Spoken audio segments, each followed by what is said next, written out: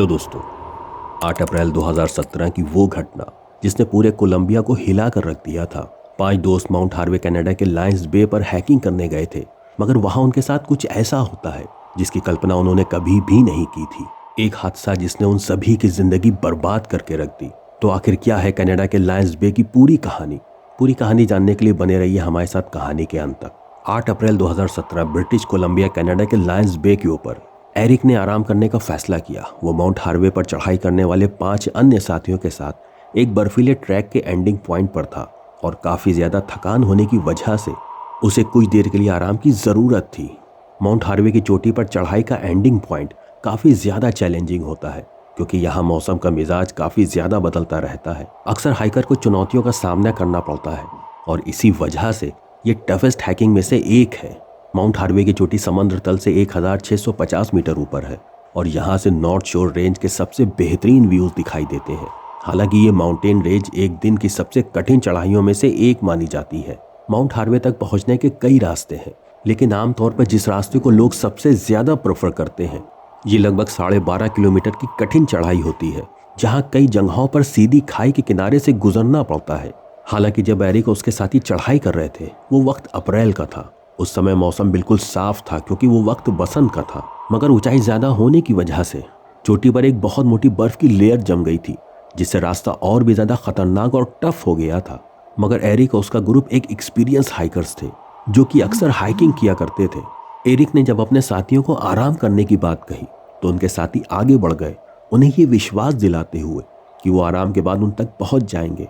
जब एरिक पूरी तरह से तरोताजा महसूस करने लगे और उन्होंने अपनी चढ़ाई आगे शुरू करी और पहाड़ की चोटी पर पहुंचने के बाद जो नज़ारा उन्होंने देखा उसे देखकर वो शॉक हो गए, क्योंकि बाकी की टीम चोटी पर मौजूद नहीं थी। केवल एक और हाइकिंग करने वाला व्यक्ति वहां पे खड़ा था जो कि एरिक से पहले मिल चुका था, मगर वो भी काफी ज्यादा शॉकिंग कंडीशन में दिखाई दे रहा था।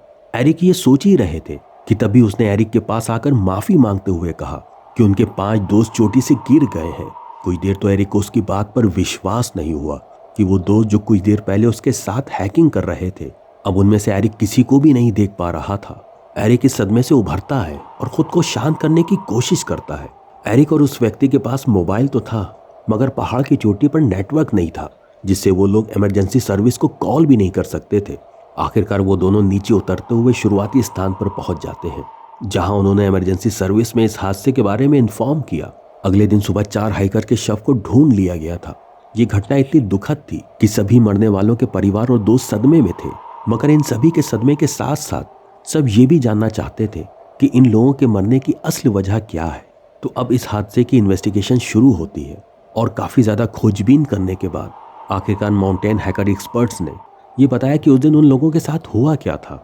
उन एक्सपर्ट्स ने खुलासा किया जब पूरे ग्रुप ने चोटी पर पहुंचकर व्यू देखने के लिए किनारे की ओर रुख किया और वो सभी एक बर्फीले किनारे पर खड़े हो गए, जिसे कॉर्निश कहा जाता है। दोस्तों, कॉर्निश उसे कहा जाता है कि एक कमजोर बर्फीली परत होती है जो पहाड़ की चट्टानों से बाहर निकली होती है, और ये ग्रुप इस बात से अनजान था कि वो एक ठोस जमीन पर नहीं बल्कि एक कॉर्निश पर खड़े हैं जो कि काफी ज्यादा कमजोर हो चुकी थी।